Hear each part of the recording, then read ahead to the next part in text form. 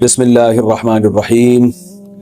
قربانی کے مسائل سے متعلق آج ارادہ ہوا کہ ان مسائل سے متعلق ایک کلپ ریکارڈ کروا دیا جائے اور لوگوں کو قربانی کے بیسک مسائل بتائے جائیں۔ لوگ بہت زیادہ جو سوالات پوچھتے ہیں تو اس پہ میں نے کچھ اشارے لکھ لیے اپنے سامنے تاکہ جو سوال بہت زیادہ پوچھے جاتے ہیں میں ان کے بارے میں ریکارڈ کروا دوں۔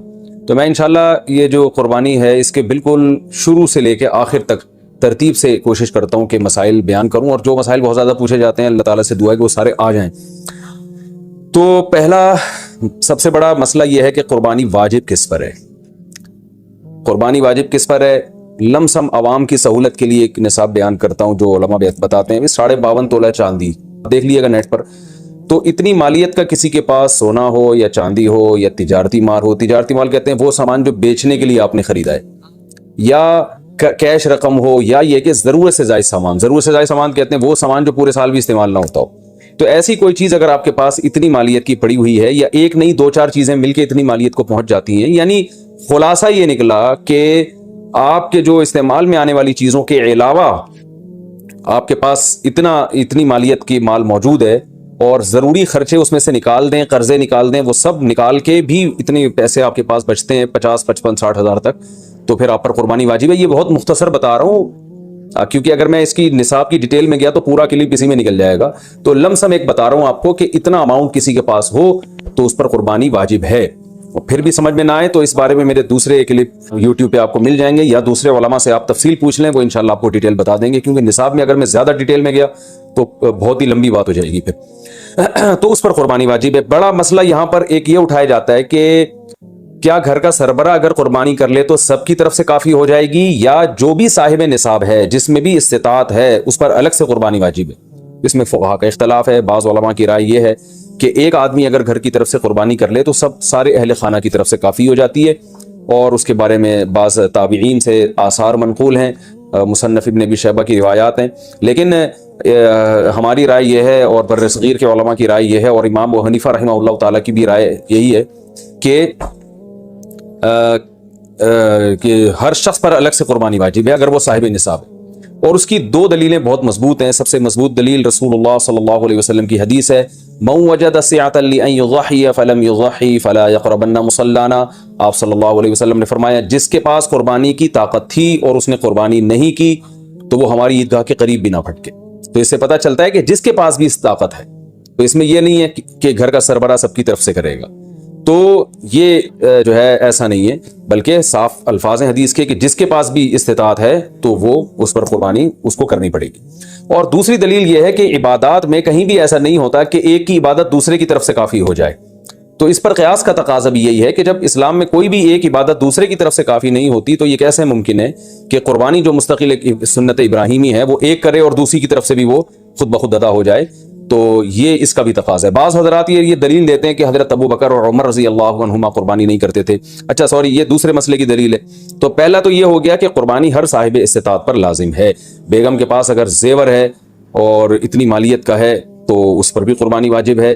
پھر وہ الگ بات ہے کہ اس کی طرف سے میاں اس کی پرمیشن سے کر دے، یعنی واجب تو اس پر ہوگی لیکن ضروری نہیں ہے کہ وہ خود کرے، اس کی طرف سے اس کا میاں بھی کر سکتا ہے اس کی پرمیشن سے، اجازت سے، اور میاں اپنی طرف سے بھی یہ کر دے اور بیگم کی طرف سے بھی یہ کر دے۔ یعنی گھر کے ایک فرد کرے گا اور سب کی طرف سے کافی ہو جائے، یہ نہیں ہے، بلکہ ہر فرد کو الگ کرنی پڑے گی۔ وہ الگ بات ہے کہ اپنے پیسے سے کرنا ضروری نہیں ہے، وہ فرد خود کرے یا کسی سے کروا دے۔ پھر جب کسی سے قربانی کروائے گا تو اس کو پیسے دے، یا جو قربانی اس کی طرف سے کر رہا ہے وہ خود اپنے پیسے استعمال کر لے تو بھی ٹھیک ہے۔ یعنی یہ بھی ٹھیک ہے کہ آپ کے جو ابا ہیں، آپ کے جو والد صاحب ہیں وہ قربانی کر رہے ہیں اور سب بالغ بچوں کی طرف سے کر رہے ہیں، پیسے کسی سے نہیں لے رہے تو بھی ٹھیک ہے، کوئی حرج نہیں ہے۔ یا شوہر بیوی کی طرف سے کر رہا ہے اور پیسے نہیں لے رہا اس سے تو بہت اچھی بات ہے، ایسا نیک شوہر اللہ میاں سب کو دلائے۔ تو یا بیگم صاحبہ کر رہی ہیں اپنے خرچے پہ اور میاں کی طرف سے بھی کر رہی ہیں، میاں سے پیسے نہیں لے رہی، تو سبحان اللہ، بہت اچھا لگا آپ کو سن کے، تو ہمیں بھی بہت اچھا لگا۔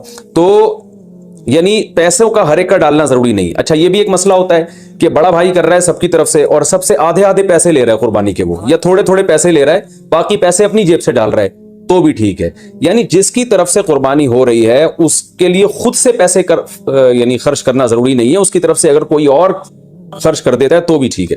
چاہے پورے پیسے خرچ کرے یا آدھے پیسے خرچ کرے. قرضہ لے کے بھی قربانی کی جا سکتی ہے. آپ کے پاس اگر پیسے نہیں ہیں تو آپ قرضہ لے کے کر سکتے ہیں اگر آپ کو یقین ہے کہ میں یہ قرضہ بعد میں لوٹا سکتا ہوں. البتہ قرضہ کھا کے قربانی ٹھیک نہیں ہے کہ آپ نے کسی کا قرضہ دینا ہے, وہ مانگ رہا ہے, دروازے پہ کھڑا ہوا ہے, وہ دے نہیں رہے اور آپ اس کے پیسوں سے بکرے کاٹ رہے ہیں آپ, یہ ٹھیک نہیں ہے.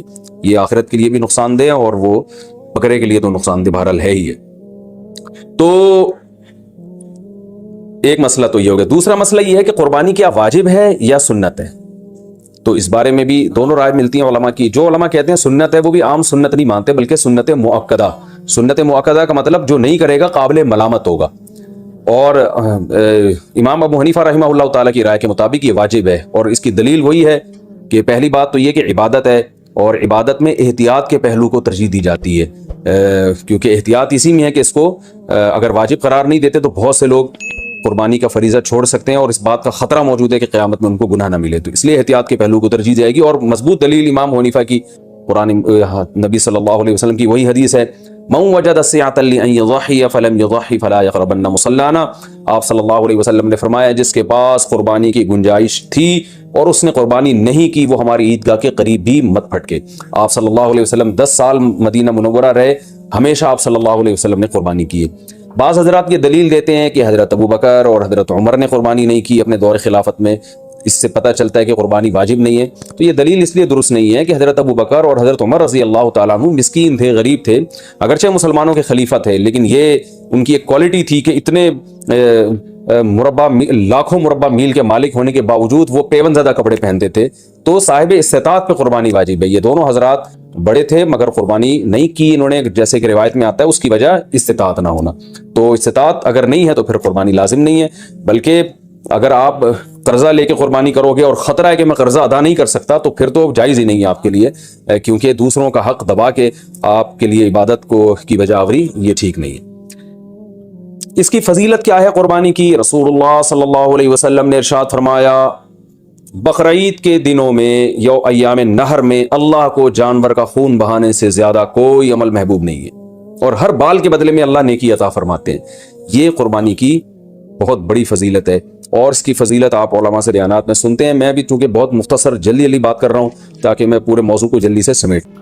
اور قرآن میں بھی آتا ہے لن ینال اللہ لحومها ولا دماؤها ولکن ینالہ تقوی منکم. تم جب جانور ذبح کرتے ہو تو اس کا خون اور گوشت اللہ کے پاس نہیں پہنچتا, تقوی پہنچتا ہے. تو اس کا مطلب اللہ جانور ذبح کرنے کا ہی تو کہہ رہے ہیں. اور پھر حدیث میں ہے کہ من وجد سعة لأن يضحي فلم يضحي فلا يقربن مصلانا. آپ صلی اللہ علیہ وسلم نے فرمایا جس کے پاس استطاعت تھی قربانی کی اور اس نے پھر بھی قربانی نہیں کی وہ ہماری عیدگاہ کے قریب بھی نہ پھٹکے.